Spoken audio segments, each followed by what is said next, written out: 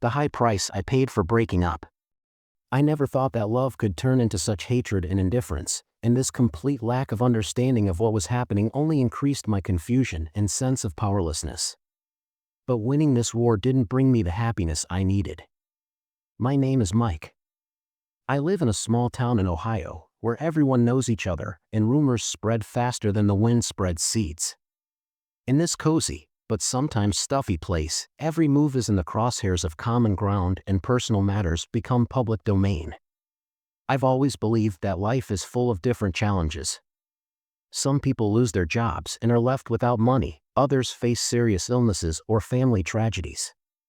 But I had no idea that one of the most serious trials in my life would be related to love and money. Every time I think of my ex-wife Laura, something dark awakens in me.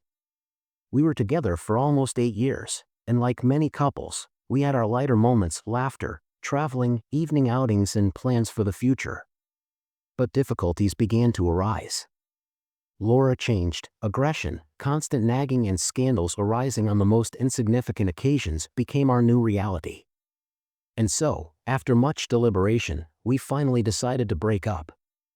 I hoped that it would be more or less an easy process. After all, we had no children, and as I thought, the financial issues could be solved without much trouble.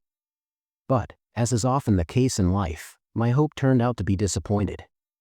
The legal proceedings turned out to be far more complicated and confusing than I had imagined, and I soon realized that the emotions associated with love can make people incapable of making sober decisions.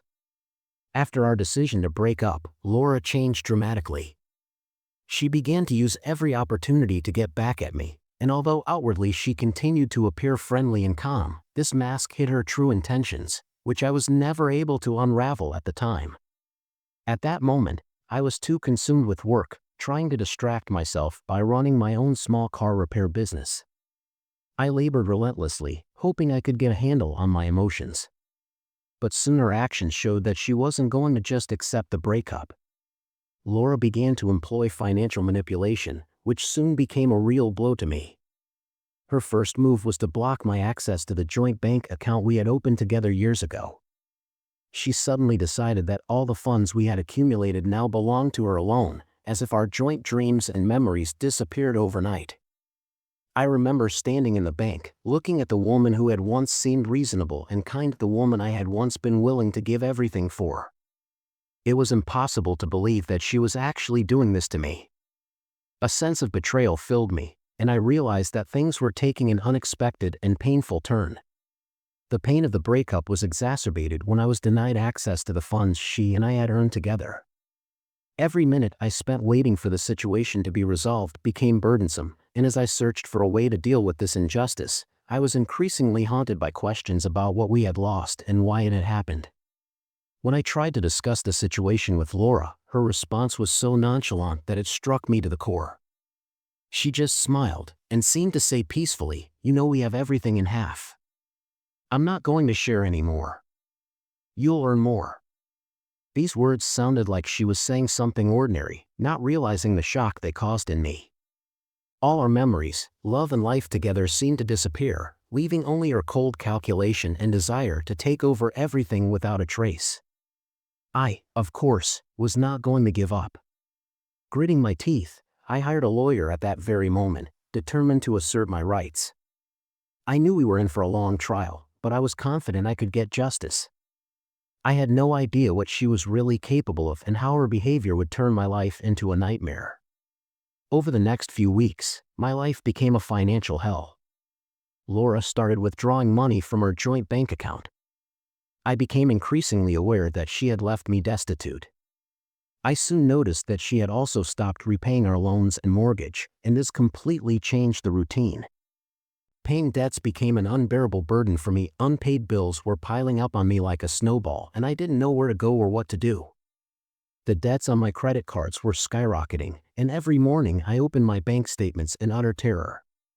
Every day was a new test of strength, from worrying about the future to the constant stress of financial problems. I tried to understand how Laura, once so close to me, could have acted so cruelly, and the time and nerves spent seemed wasted. The pain of betrayal was superimposed on the fear of loss, and I was beginning to lose confidence, realizing how difficult it would now be for me to rebuild my life. I had never realized that love could turn into such hatred and indifference, and this complete lack of understanding only added to my confusion and sense of powerlessness. In fact, Laura was completely ruthless, acting completely secretive and calculating. Every time I tried to assert my rights or talk about what was going on, she pretended not to know what I was talking about. What tormented me the most was the realization that every action I took, every attempt to restore order, seemed to only make things worse. It was as if I was trapped in a trap from which I could see no way out. But despite all this, I decided that I couldn't just fold my arms and wait for Laura to completely ruin my life. I had business acquaintances who had once faced difficult situations themselves, and I began to research how other people had dealt with similar problems. I came across several stories of financial revenge and realized that I was clearly not the only one who had been in such a difficult position. It was comforting to realize that I was not alone in my anguish and that there were others who were able to cope with similar challenges. One day, when I was almost despairing and starting to lose faith in myself, I heard about how one man had successfully dealt with a similar situation by suing his partner. He was able to prove that she had harmed him through financial manipulation, and in doing so, he got justice. This story inspired me, and I thought that this might be my way to solve the problem. I needed to act quickly while Laura continued to destroy everything we had created together. This decision energized me, and I began to look for legal options, prepare evidence, and make a plan. I knew that only with careful preparation would I be able to build my case. As I immersed myself in researching the topic, a sense of determination gripped me. Unlike Laura, I was full of confidence that justice could be served if I showed perseverance and ingenuity. I gathered all the necessary documents, payment records, bank statements, and even messages from Laura in which she explicitly stated that she was not going to share our funds. These papers became a shield of sorts for me, and I felt that I was finally ready to fight. After discussing it with an attorney, we came to the decision to sue for financial harm. I expected the process to be difficult, but a hope was lit inside me. Maybe I could finally get justice and stop her. However, somewhere in the back of my mind I realized that Laura could still give me surprises. She was always unpredictable and cunning, and I couldn't shake the feeling that I was at the center of her game. And it didn't take her long. At the next meeting, she showed up with a new attorney, a woman as smart and determined as my ex-wife. Her confident stride and professional appearance only heightened my anxiety. At that moment, I realized that I now had a formidable opponent. The lawyer was ready to protect Laura's interests at any cost. I watched carefully as Laura created an air of confidence around her with a sly smile. I knew that she had always been able to manipulate people, and now she had a relative protector in the person of the new lawyer. This added fuel to the fire and allowed her to speak out boldly, even when her assertions were clearly untrue. I sat shrunken with anxiety, feeling the fear that I might lose this fight engulf me. Our judge seemed calm and cool-headed, but I knew that everything would depend not only on our arguments, but also on how Laura and her attorney could present their case. Nevertheless, I knew I couldn't back down. The trial went on for weeks, and with each new session I felt her anger, like a suffocating grip on me, more and more deeply. This tense atmosphere haunted me even outside the courtroom, instantly rendering any attempt to relax useless. One day, after a particularly difficult hearing, when my nerves were on edge, Laura came up to me and quietly said, "Don't forget that you don't have all the information. I can play this game better than anyone else." Those words pierced me and a shiver ran down my spine. It was just a threat, but it sounded so insistent that I couldn't shake the feeling that there was a deeper meaning behind her words. I began to suspect that maybe she really was up to something serious, something that could be an unexpected kick in the butt.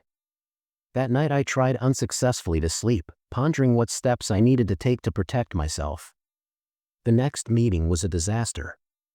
When Laura brought in witnesses, her friends, who corroborated her version of events, my heart raced at an alarming rate. They claimed that I had never contributed to the purchase of the house, that she had been the one to pay for it. And what I did not expect, she suddenly claimed that I had mistreated her, raised my hand against her, and insulted her. There was an overwhelming tension in the courtroom. These accusations literally rained down on me, and I felt those around me hold their breath for a moment. I was not prepared for this turn of events and struggled to contain my emotions so as not to give in under the pressure. Feeling the absurdity and cruelty of the situation, I knew I had to find a way to resist, but my thoughts were confused and each new attack from Laura only strengthened her position. I knew to stand up to this fight, I needed to utilize all the resources and evidence that had indeed taken place, and that not everything was as clear-cut as she tried to portray. At the last hearing, as I entered the courtroom, I noticed immediately that Laura was smiling. She listened to the testimony of the witnesses not with the usual joy, but with emotions that gave away her inner state. Her eyes were filled with triumph, determination, and anger, as if she had anticipated the outcome of the case before it was over. I realized that she was ready to go to the extreme, and that this portended serious trouble for me. And then something happened that I had not anticipated at all. As my lawyer began his presentation, he suddenly noticed something in the documents we had submitted that changed the course of our case. Instead of the expected counter-accusations, he revealed the facts that Laura had defaulted on the loans we had both taken out on the two of us. He also publicized the fraudulent documents she provided, which caused me significant financial damage. My attorney brought in witnesses who testified that Laura had knowingly made false statements about mistreatment on my part. My lawyer's words sounded confident, and it all seemed so simple. She was trying to blame me, but she herself was caught in the web of her manipulations. At this point, the anxiety that had been plaguing me recently began to give way to confidence. I felt a newfound strength filling me from the inside. I began to state all the facts I had been able to gather, and felt them begin to play in my favor. Laura, who a few moments ago had looked certain of victory, now seemed stunned. Her eyes widened slightly with surprise, and an expression appeared on her face that I hadn't seen until that moment: fear. Her lawyer, also clearly confused, was unable to counter our new strategy, and for a moment I thought we had finally seized the initiative.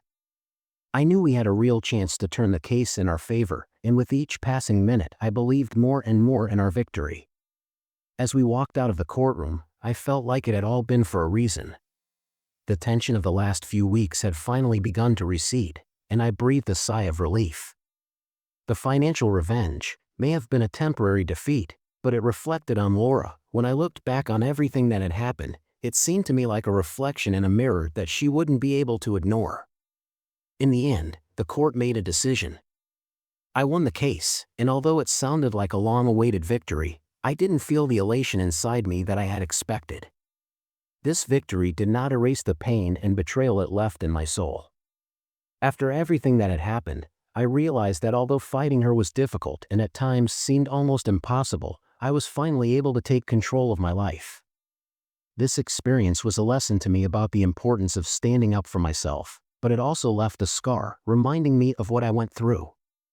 I would like to say that revenge is never justified, and looking at myself from the outside, I realized this best. Expecting triumph, I didn't feel the joy of my victory as I thought I would. Instead, I only felt a sense of relief, as if a heavy weight had been lifted off of me. And while winning this battle was sweet, the aftertaste was bitter, reminding us of who we were, how we behaved, and how hard it can be to forgive, even when you have the upper hand. So now I raise my glass not to revenge, but to a new life. To getting rid of all the negativity that held me captive, and with the hope that I can learn from it all. Perhaps in the future I can find that love that doesn't require financial punishment and isn't grounds for a battle. Here's to the opportunity for a fresh start, the courage to leave the past behind, and to the people around me willing to support me on this new path.